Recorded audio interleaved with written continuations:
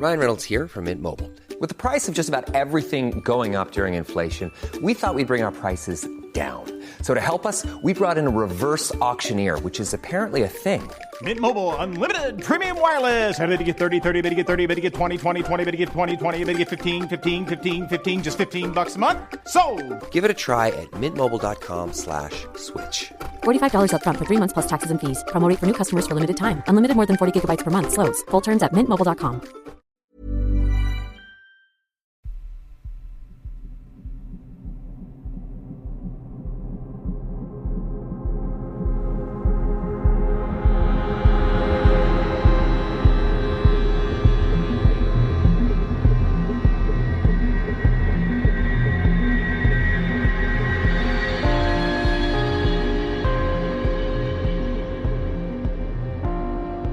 Hello and welcome to mini episode 354 of Real Life Ghost Stories.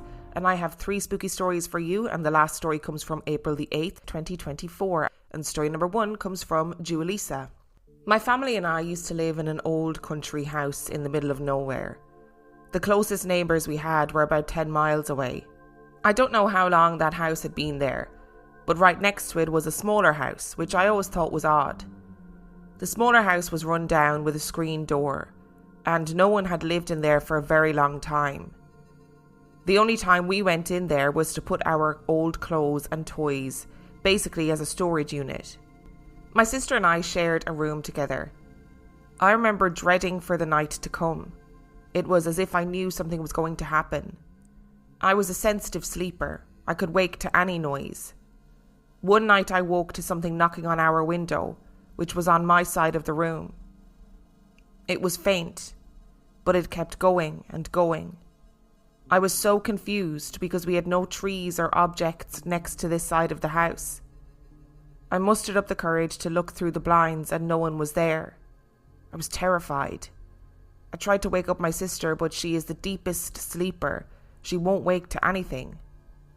I went to bed and closed my eyes. That's when I felt as if someone was breathing on my neck.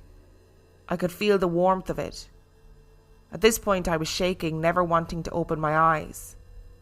Then it stopped. Slowly I opened them and no one again. My sister was still asleep on her side. I didn't get a wink of sleep that night. The next day we were walking to the bus that stops to get us at the end of our dirt driveway, when I realised there were shoe prints walking to the road, but they were as small as a toddler's. Which didn't make any sense because my sister was the youngest and she was about 6 at the time. That day after school we got dropped off and that's when I saw her. The lady in the small house. At first I thought it was my grandma, but she was tall and was dressed strangely. I asked my sister if she could see her and she just said no. Every day after school she was there, behind the screen door. Eventually it was so normal that I started to wave to her. One night, I woke up and turned to the other side, and she was there, laying right next to me, staring right into my eyes. I couldn't scream or move. She didn't look right. She had torn skin. It was peeling and her face wasn't all there. She seemed hurt and crying. Closing my eyes shut, I opened them again and she was gone. I cried and ran into my mom's room. My family believed in the paranormal as well, and this is my mom's story. She said I was a strange child. In the middle of the night I would come to watch her sleep, and then I would go to bed. She would say that I scared her so bad sometimes she almost threw her phone at me. I honestly have no recollection of doing this to her. One night she heard the door open and figured it was me again. She opened her eyes. She saw a little girl smaller than me staring at her. She didn't know what to do. The little girl seemed sad, as if she wanted my mom to pick her up and put her to sleep. My mom couldn't say anything. This girl then ran out of my mom's room in a hurry. She said she went to our room and slept on my sister's bed. I believe something happened in that house. There were many spirits there, good and bad. I would always dream about that house. Yet it was different, as if I was seeing someone else's life each time. I never saw the people in my dreams in the real world, so it was strange to me.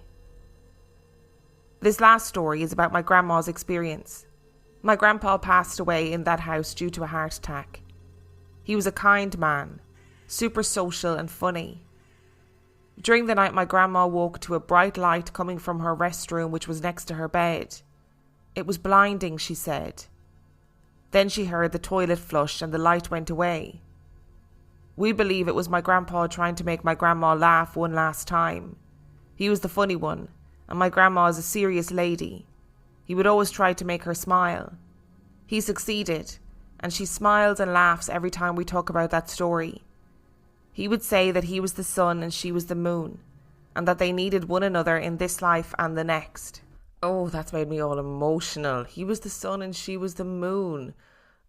Oh, that's so sweet. I'm glad he came back to make her laugh one more time, because that is adorable. This is another story where I would love to know the history of this house. Like how long it had been there, what the smaller house next door was used for. Was there potentially a woman who used to live in the house, and indeed a little girl who used to live in the house? The thought of something tapping on your window in the middle of the night when you know there's no trees there, and you know there's no bushes or trees or whatever that's going to be tapping against the window, that's pretty scary. And then to have something breathing against your neck, I wouldn't be getting a wink of sleep either. The fact that later in the story you woke up and the woman was in the bed beside you, the woman that was in the small house, makes me wonder if she was responsible for, knocking on the window, for you feeling breath on the back of your neck. Not to be that guy, but maybe she came to visit you often at night time and you just didn't realise because you were asleep. It sounds like there was a lot of stuff going on in that house, although luckily none of it seems to be particularly malevolent. Like, I know obviously it's terrifying to see a little girl in the middle of the night come into your room and to wake up and there's a woman lying next to you, but it seems like they just want to be loved and accepted. I mean, I personally wouldn't be doing any of the loving or accepting of those entities. To be really frank, I don't care how nice they are. I'm not loving or accepting them at all. And story number 2 comes from Amie. I'm from a small town in the US, Stillwell, Oklahoma. When I was 6 years old, I rode the school bus home from school every day. One day, on my way home, another car swerved into the path of my school bus. The driver swerved to miss the car, but then began to lose control of the bus. I remember him telling all of us, "Hold on, it's going to be okay." But it was obvious that he couldn't regain control. I held on to the seat in front of me for dear life. The bus veered into the ditch and then into a field. It rolled once and landed upside down. I fell forward hard onto the seat in front of me and then onto the ceiling of the bus. I felt like I'd been knocked out, but I must have just been out for a few seconds, because when I came to, everyone was still inside the bus. The bus driver was hanging in his seatbelt. The other kids were crying and one kid was screaming, very unhelpfully mind you, that the bus was going to blow up from a gas leak, and it was causing the other kids to panic. There was broken glass everywhere, and most of the windows had jagged, broken glass edges. Many of the other children had deep cuts and broken bones. There was more blood than I had ever seen pooling in the bed of the bus ceiling. I looked down and watched as my homework from school slowly became soaked in everyone's blood. For some reason, I wasn't in a panic. I was scared, for sure, but it felt more like I was in shock as I looked around at the scene in front of me. And then I noticed them. A few children out of place. There were 4 of them, 2 boys and 2 girls, and they all looked to be close to my age. They were completely unscathed. Their clothes and hair were free of blood and debris. They all had light-coloured or blonde hair and looked to be related. They were all dressed in what my child's mind called sailor clothes. But now as an adult, they could have just been wearing school uniforms or clothes fashioned from another time. They were kneeling in the bus beside a single window that had been opened before the crash, so there was no broken glass in that area. I wasn't afraid of them. I honestly thought they were strange kids from school I just hadn't noticed yet. I remember them looking intently at me. their eyes speaking to me as if they had said something. I knew they wanted me to follow them. One by one, they began to crawl through the open window. One of them turned her head back and looked soberly over her shoulder at me as if to say, "Come on." I followed them through the window and crawled to the safety of the open field, completely unscathed, except for some bruises. I looked around for the strange children I had followed but couldn't find them. Some of the other children on the bus saw me crawl through the window and began doing the same. The bus driver eventually got free of his seatbelt and helped the bigger children out of the back of the bus, and help arrived fairly quickly, as we were just a mile from the school. It was a scary accident, but luckily everyone survived. I still don't know what or who those children were, and I never saw them again. My mom said they were angels, but I'm not convinced. The most rational and likely explanation is that they were just my imagination helping me work through the shock and trauma of the accident by creating these children who helped me to find an escape route. However, I do believe in the paranormal, so I think ghosts aren't entirely off the table either. It was such a strange experience, but not an entirely bad one considering everything that happened. My other experiences are more recent.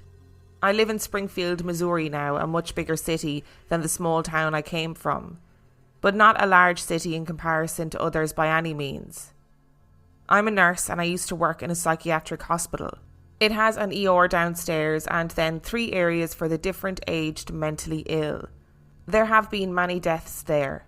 One suicide I know of for sure, on the same floor I worked on, and of course the deaths of those who died in the ER. I worked nights on the 2nd floor, often with the more acutely sick adult patients. After working with those struggling with severe mental illness and seeing their pain, confusion and anguish, I can see why many people would think they might be possessed or truly be seeing things. However, I do believe now that most perceived experiences of the paranormal are actually acute mental illness, or a response to exhaustion, shock, trauma or fear. So who knows if my experiences were truly paranormal or my own mix of exhaustion and anxiety. When I worked there, I often would be overcome with a terrible feeling, as if the despair the patients suffered had tainted the entire place. I would walk into work and feel a sense of dread overtake me. Oftentimes I would look down the hall and would see a figure standing at the end of the long hall by the window, but when I looked again they were gone. Out of the corner of my eye I would see movement, as if someone were walking towards me, and then I would look in that direction and see nothing. I worked there for over a year, but eventually had to leave the place. I was starting to become depressed, anxious and sleep deprived. Once I quit working there, my entire mood, energy and outlook changed within a few days. My last experience was less than a month ago.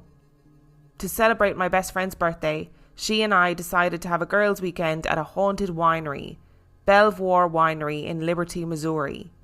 The winery was built in the 1900s, and at one point it was an orphanage, a nursing home, and also a hospital. Needless to say, there were many deaths there throughout its time. When we first arrived, I looked into the dark windows of the building. I saw the figure of a girl, around 12 years old, staring down at me through one of the windows. She was frowning as she was looking down at us. I actually thought she was a fake figure, maybe a life-sized cardboard image of a creepy girl that the staff set up to tease the guests with. I brought my phone up to snap a photo, but as I snapped the photo, she began to fade away. It was a strange experience, because I was sure she was there and then she was gone. A few other things happened during our stay, but nothing malicious. My friend and I both heard children's laughter. We had fun getting our fortunes read, and I woke up both nights during our stay around 3 a.m. with the strong feeling that someone was watching us. All in all, a fun and spooky weekend. When I was looking back through my photos of our trip though, I zoomed into that photo that I took, and I saw a very faint face peering through the window. I've attached the original photo and then a photo of the window I zoomed in on. It could be a trick of the light, but it definitely creeped me out. So those are my paranormal experiences. I'm still a skeptic, but I'm also open to the idea that the rational explanation may not always be the correct one. That first story was absolutely terrifying. I cannot even imagine what it must have been like to be that bus driver, knowing that you are not going to be able to regain control of this bus and knowing that you are going to crash a bus with a load of children inside it must have been absolutely petrifying. I mean, thank goodness nobody was injured and that everybody kind of walked away alive and relatively unscathed. And look, I know what you're saying about it's probably the brain inventing something to protect you, to lead you to safety when you're really traumatized and shocked and injured and all of those things. And we've seen this countless times with third man stories or crisis apparitions. But the thing that I don't understand, right, is why your child brain invented something that was so obscure. These sort of odd looking children in, you know, sailor outfits, as you said, which is obviously some sort of maybe old-fashioned school uniform. Why did your brain invent that? Why not invent another child, a modern, contemporary-looking child, or a member of your family who you would instinctively follow? That's the bit that really makes me question the whole thing. And I know brains are wild. They do crazy things, and yeah. But sometimes I do wonder with third man stories, is it really the brain? Or rather, is it really just the brain? And I think the second part of your story is really interesting, or the second story rather, about working in a psychiatric hospital. I think, you know, major props to anybody who works in a psychiatric hospital, because it's bloody hard work. It's really hard work, particularly if you're working with people who have, you know, acute mental illnesses. Like, just on a very human level, it can be really frightening working with people who are that mentally unwell. And I've said it before and I'll say it again. I think that when you've got places that have such high emotions all the time, such strong emotions all the time, it must do something to the very fabric of the walls of that building. And I'm glad that you were able to get out of working there and stop having those experiences of seeing things out of the corner of your eye, seeing shadows down the corridors, and then feeling as though, you know, you were anxious, depressed, sleep deprived, all of those things. Not feeling as though, I mean, you were all of those things. And I'm so glad that you made the decision to leave and that it helped.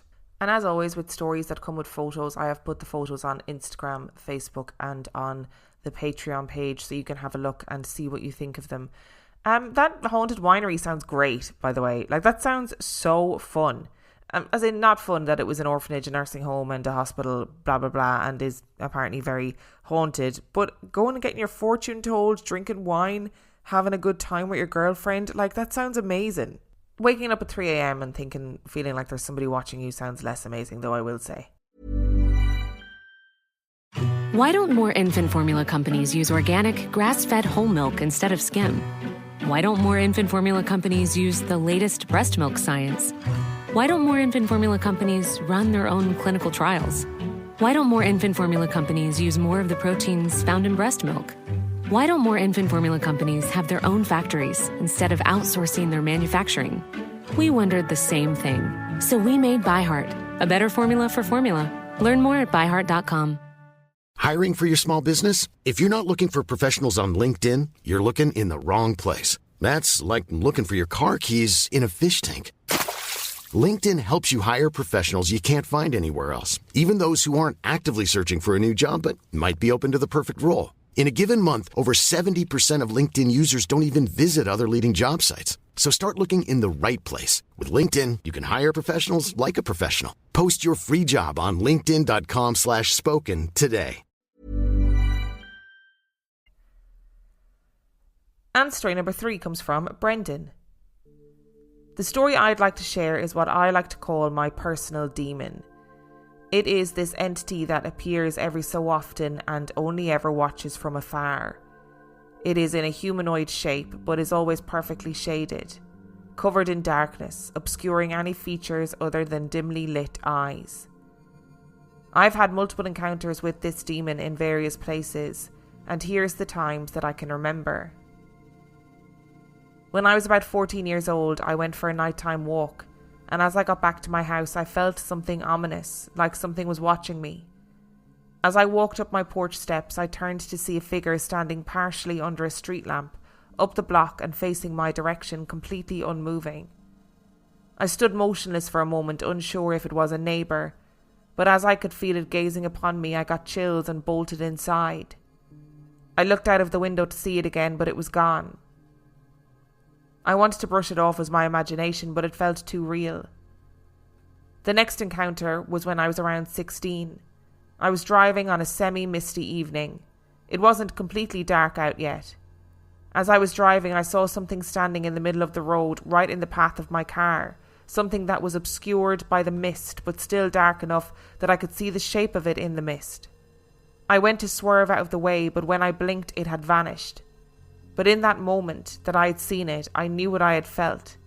It was the same ominous gaze from when I was 14, a feeling that I couldn't forget. I was spooked, but I kept driving out of fear of it approaching if I pulled over. This time that I saw it, I was around 19, sitting in the car with my partner, about to partake in marijuana late at night. We were chatting, getting ready to begin our little session, when I started getting that same feeling again, and I instinctively knew what that feeling was. I began looking around for the demon until I noticed a bush, about 40 yards away, was moving, which I immediately thought was the wind until I realised nothing else was moving. Not a single other bush or tree was moving. I then looked back at that one bush and it was slightly parted, and at that moment I could feel its terrifying gaze upon me once again. I swear I could see its eyes through that bush staring straight at me. I hadn't even done any of the marijuana yet, so I knew it wasn't an effect of that. I was genuinely filled with terror. I started up the car promptly and left the area we were in. I did not want to wait around to see if it would do anything other than watch. The last time it was brief. I was around 21, driving home in plain daylight. I was driving around a bend in the road, and there was an old run-down house off the side of the road. That's where I saw it again. As I rounded the bend, I glanced over to the house, as I always do when I pass it. That's when I saw a black figure standing on the porch of the house, staring directly outward towards the road, and I felt those horrible eyes digging right into me. It couldn't have been a person because that house has been abandoned and run down for years, so I know it wasn't a human. It was that thing again. I've made some hypothesis about this demon because of the feelings I get when it appears. It always knows where I am, but I can't see that it's around me until I notice its presence and mentally acknowledge that it's there. It never intends on harming me, but thrives off of my fear. It enjoys when I get spooked. I don't know what its goal is, but I know I will see it again. Always when I least expect it and begin to forget about it. Well, that is absolutely terrifying. And it reminds me of that story that somebody wrote in, I don't know, it was a couple of months ago, I think, where they believe that they have something that's following them as well, or that they've seen multiple times throughout their life.